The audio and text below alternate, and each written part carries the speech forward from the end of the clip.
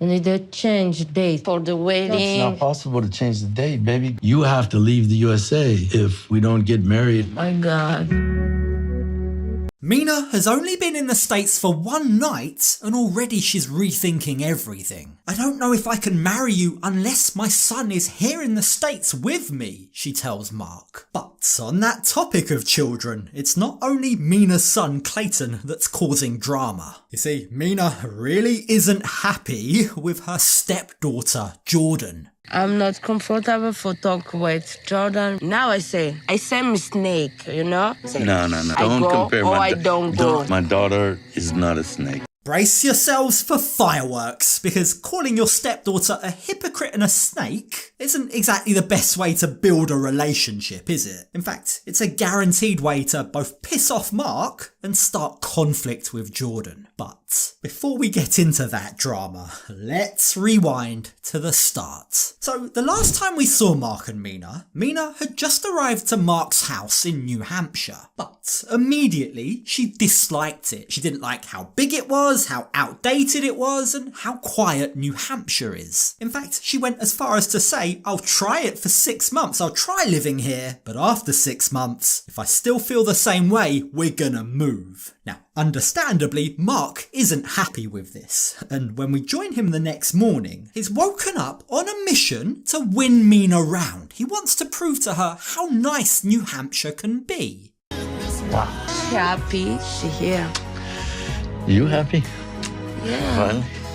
Little. Mina might not exactly sound as excited as you'd expect or hope that she'd be, but there is reason for that, good reason, and you can't blame her. You see, her heart and her mind are back in Paris with her 9-year-old son, Clayton, who she's had to leave behind because of a passport issue. So the three of them, Mark, Mina and baby Maria, jump on a video call to check in with Clayton, and immediately you can sense just how heartbroken and worried Clayton is. Oh, I'm gonna see you and long, I think. No, you don't take this, okay? I think is you coming soon. Isn't that heart-wrenching? The poor boy. I'm sad because I don't know when I'll see you guys again, he says. I don't think I'll see you for a very, very long time. Why is this happening? Why can't I be there with you? He asks. And it's horrible. It's so sad that he's going through this. Now, keep in mind, he's not even living with family. He's not living with his dad, for example. For the time being, at least, he's staying with a family friend, and you've got to imagine the poor boy must feel so incredibly alone. Now, Mina and Mark both try to reassure him that it's not going to be long. These unspecified passport issues will all be resolved very quickly and you'll be with us very soon, they tell him. But privately to the camera crew, they admit, actually, we have no idea how long this will take. It's out of our control. All that we can do is make vague promises and try and reassure Clayton. Clayton, je suis désolée, mais je te promets, maman et papa ils sont en train de travailler, ta Tricia aussi elle travaille, d'accord? I can't even imagine the pain that must cause. How can you leave your kid without any clue when you'll see him again? Like, how do you even explain that to the poor kid? Because whatever it is she's told him, he doesn't exactly look like he's getting much comfort from her promises, does it? Now, by the end of the conversation, this has clearly taken an emotional toll on Mina. She's left heartbroken. In fact, she's left questioning everything. How can I get married if Clayton's not here? She asks. We need to change date for the wedding. It's not possible to change the date, baby. You have to leave the USA if we don't get married. My God. If she wants to marry Mark, then unfortunately pushing back the wedding date just isn't an option. Like, as part of the K1 visa, unless she gets married within 90 days, she has to go back to France. And if for any reason she were to leave either before getting married or even immediately after without getting all of her correct paperwork, then she wouldn't be allowed to re-enter the country. All of that to say, Mina is now left with questions. She's questioning whether or not she's made a huge mistake by coming. No, I say maybe it's not good choice. I need to wait for coming together. I don't know, my money. I'm very confused. Mina assures Mark that this isn't about him. She loves him, but her heart is breaking for her child. Like, you've got to imagine if this is how she is after just one night apart from Clayton, these feelings will surely only intensify over time. What if this lasts for months or longer? Like, you've got to wonder, haven't you? We haven't seen much of it yet, but is Mark and Mina's relationship strong enough to endure the stress and the turmoil, the heartache of missing her son?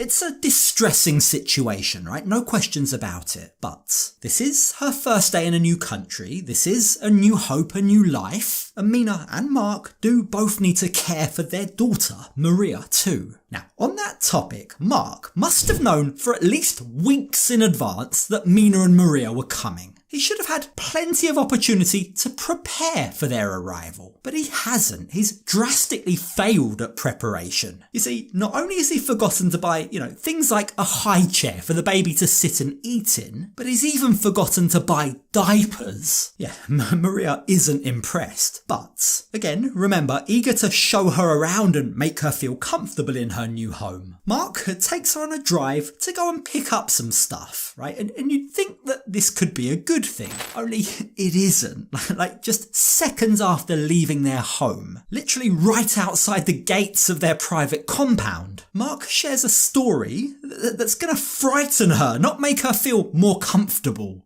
The one time I saw a bear was right here.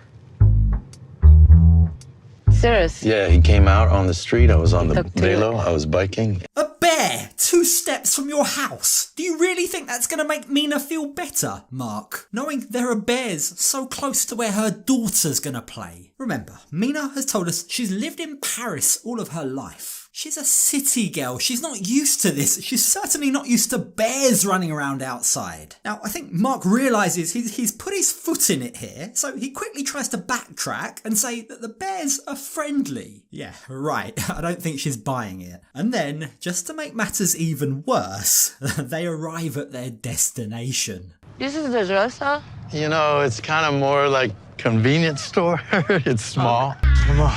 We look for diapers for you. Mark, seriously. It turns out this isn't even a convenience store. Not really. It's a gas station. Again, not exactly the best way to show her around her new home, is it? Mina, again, used to shopping in France with lots of fresh produce, asks naively for fresh lamb or even fresh fruit and veg, of which there is none. The gas station clerk kind of just laughs and says, "That's the first time anybody's ever asked me for that." I don't know what Mark was thinking, but his plan to make a good impression has drastically backfired. But it's not over quite yet. You see, their next stop is a furniture store to try and pick up a high chair. Only that also doesn't exactly help. Mon Dieu, beurre everywhere. C'est étrange. Everything in here has a bear on it. Now, Mark might think that this little shop is cool or quaint, but Mina certainly doesn't. Everything is outdated, she says, much like Mark's house. And obviously catering to the local demographic, the elder demographic, baby furniture isn't even sold at this store. Yeah, their mission is a massive fail. Mark really hasn't done himself any favours here. Instead of giving her a great first day, a great experience where Mina could see just how great living in a small town can be, instead, it's achieved the opposite. It's validated Mina's fears. It's left her even more worried than yesterday. Je pense que 90 jours soit pas assez pour en fait que je puisse me sentir à l'aise et élever les enfants ici. So when they arrive back home, Mina gets to work cooking the gas station pasta that they bought. But unfortunately, just to compound Mark's misery, baby Maria takes one bite of it and decides she doesn't want to eat any more. This isn't the food that she's used to. Now, Mark and Mina put little Maria to bed. And now, alone, Mark wants to show Mina another perk of living here. Quiet, peaceful hot tub time. Just you and me, under the stars in the hot tub, hoping a bear won't sneak up on us and eat us. You see the beauty of New Hampshire? It's quiet, it's calm. I want Maria to see this too. And you maybe will like it, I think you enjoy it, so. He asks asks her to give it a chance, and while she doesn't answer him, at least she doesn't say no either, at least not yet. Now, besides adapting to her new home, Mark is also a little concerned about how Mina is going to adapt to her new family. I'd really like it, he says, if you got to spend a bit more time and know my daughter Jordan a bit better. I want you to see Jordan and talk with her, and more than in Paris for the weekend. And it's important to me that you and Jordan get along, and you're her stepmother. Jordan made it very clear to her dad before Mina's arrival that she's suspicious about her. She didn't like what she saw of Mina when she was in Paris for Maria's baptism. She has a lot of doubts, mostly about Mina's motives. Why? Well, alarm bells were raised when she went to Paris for Maria's baptism and Mina basically gave her the cold shoulder. She didn't really speak to us, she refused to come out to dinner with us one evening, and she basically acted like we weren't there, Jordan's told us. Given that if we wed, you're going to be legally her stepmother, says Mark, I'd like the two of you to get along. But the problem is, Mina doesn't exactly have many maternal thoughts about Jordan. In fact, she views Jordan very, very differently to how she should be viewing a daughter, her family. I don't have problem with the family, but I have an impression Jordan and me is a competition. No, it's not competition. For your heart. Sorry, but seeing your partner's daughter as competition is a massive red flag. A father-daughter bond is a very special bond. It's a very different bond to what she and Mark have. She needs to respect that. Like, just because Mark loves his daughter, which he clearly does, that doesn't mean there's any less space to love her. If she keeps on seeing it like that, if she sees Jordan as a threat, she's going to leave Mark no choice but to choose one or the other, and any rational, sane parent will or should always put their kids first. But, get this, it actually gets worse. You see, as Mark tries to plead his case, it turns out competition is actually the nicest thing that Mina has to say about Jordan. There's a big age gap, and because she was only around you the one weekend. So are you marrying me for love or just to come to the USA? Tell me, she and me is enemies? No. They've just gone from competitors to enemies in record time. Now, rather than backing off a little, rather than reading the room, which we've gathered by now Mark isn't exactly great at, he continues to make things worse by laying out all of Jordan's grievances. I mean, yes, this is a conversation they did need to have, but probably not right now. Jordan thinks you and I shouldn't have any more kids, he says to Mina, almost throwing Jordan under the bus here. Remember, Jordan has only said that out of love for her dad. But, of course, Mina is having none of it. She's furious. Jordan, she says, is two-faced. For me, Jordan is a hypocrite because in Paris, she dancing with me. I have a photo with Jordan, she smile. Everything was good in Paris, Mina claims. I don't know what Jordan's talking about. We got along just fine. If she had any problems about me with her dad, she should have spoken to me there and then, face to face, not bitch about me to her dad. Why is she talking bad about me to Mark? Why is she trying to disrupt my relationship? And who is she to say whether or not we should have another child? Like, Mina is absolutely fuming. I'm not comfortable for talk with Jordan. Now I say mistake, you know? No.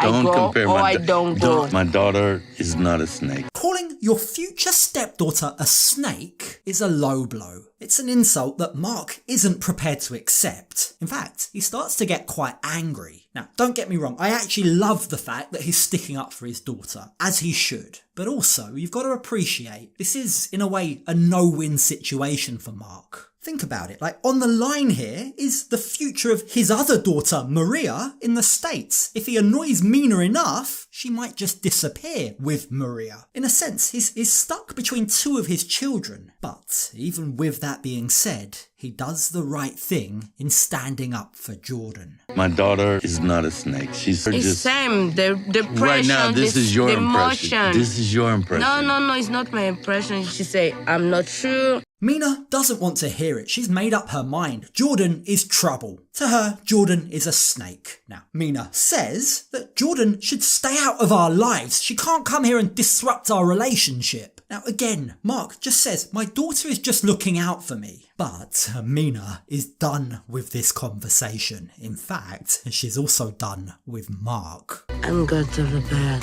okay? Seriously? Yeah. Come on, dude. Please, you don't come in the bed, okay? Seriously. Yeah, I'm very serious. Night number 2, and the poor guy has already been kicked out of his own bed. Boy, that romantic, relaxing hot tub under the stars has blown up in his face. Between missing her son, hating everything she's seen about New Hampshire, and now also hating Jordan, I'd say the prospect of lasting 90 days and getting married seems as non-existent as lamb chops at a gas station.